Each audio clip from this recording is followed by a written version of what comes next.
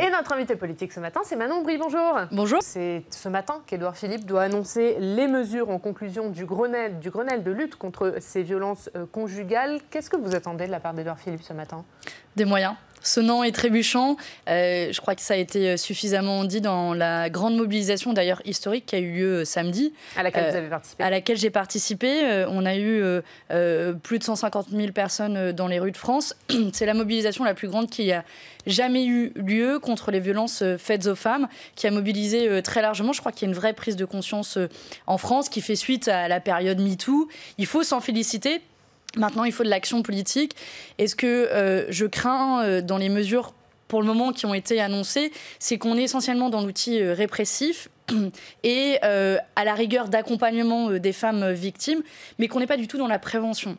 Et ça, clairement, ça nécessite des moyens. C'est pour ça que les associations parlent d'1 milliard d'euros, 1 milliard d'euros qui permettrait à la fois de la formation dans l'appareil judiciaire, la formation dans le système éducatif, dans la formation dans l'accompagnement aussi du côté des forces de police, parce qu'il ne faut pas oublier que dans un grand nombre de féminicides et de violences faites aux femmes, dans plus de 60% d'entre elles, en réalité, les femmes ont déjà porté plainte, se sont déjà manifestées auprès des forces de police, et malheureusement, uniquement dans 18% des cas, cela s'est traduit par des enquêtes judiciaires. Le président dit la mobilisation du 5 décembre, c'est une mobilisation pour les régimes spéciaux.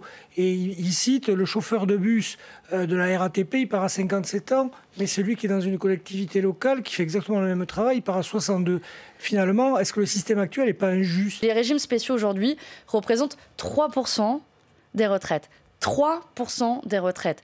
Aujourd'hui, la mobilisation qui va avoir lieu le 5 décembre, et je le redis ici, c'est pour tout le monde, parce que nous serons tous perdants. Je vous le disais, à partir du moment où on est plus autour du ghetto, et ben on sera tous perdants. Mais est-ce qu'il faut les supprimer, ces régimes spéciaux? Mais non, les régimes spéciaux, ils ont été mis en place pour souvent compenser des conditions de travail difficiles. Pour vous, il ne faut pas y toucher? Non, vous pouvez les moderniser, vous pouvez les uniformiser entre eux, parce qu'il peut y avoir différentes inégalités. Le maçon dans le privé qui est debout à 5 h du matin, qui porte des charges, il part à 62 ans. Et le cheminot qui est dans un TGV, c'est quand même un peu plus confortable, il part à 52. Et pourquoi, quand il faut harmoniser, il faut toujours harmoniser par le bas? Moi, je dis qu'aux maçons qui travaillent dans des conditions difficiles, en effet, il ne faut pas qu'ils partent à la retraite à 62 ans, mais à 60 ans, il faut qu'ils partent plutôt à la retraite. Pour la génération 1990, on estime, avec la réforme annoncée, que ce serait un départ à la retraite autour de 67 ans environ. Mais vous imaginez dans quelle société on va vivre alors que l'espérance de vie en bonne santé est autour de 63-64 ans. En bonne santé, je dis, pas l'espérance de vie tout court. Oui. Et donc, un départ à la retraite à 67 ans. Et puis quoi, ça va être, d'ici que moi je parte à la retraite, 70, 72, 75 ans. C'est sans fin comme système. Est-ce que pour vous, il faut un référendum sur ce sujet, sur cette réforme des retraites? On est toujours favorable à des mécanismes de démocratie directe. Et en l'occurrence, ça peut être une bonne solution, je pense, à un référendum. Malheureusement, je crois que le gouvernement est plutôt hostile. En tout cas, vous êtes favorable. Bien sûr, bien sûr. Et d'ailleurs, les derniers sondages qui sont sortis démontrent la grande inquiétude des Français sur la réforme des retraites. Alors, quand on fait un référendum, il faut être vigilant à la question que l'on pose. Donc, je me prononcerai sur une question précise. Mais le principe de consultation directe des Français sur une réforme aussi majeure que celle-là, oui. Olivier Faure, le premier secrétaire du Parti socialiste, a exprimé hier sa gêne sur la présence d'élus du Rassemblement national durant ces manifestations, puisque Marine Le Pen a annoncé que le Rassemblement national y participerait. Est-ce que vous partagez la gêne d'Olivier Faure? Je crois que, honnêtement, c'est un faux débat.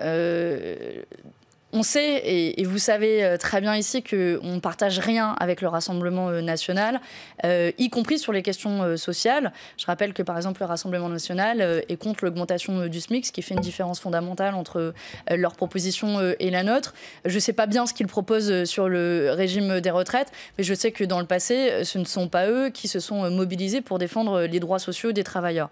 Donc moi, je me reconnais en rien dans les revendications du Rassemblement national. Mais ça ne vous gêne pas qu'ils soient présents à cette mobilisation? Mais aujourd'hui, je pense que leur présence est marginale, elle est hypocrite, et j'ai même pas envie de la commenter parce que...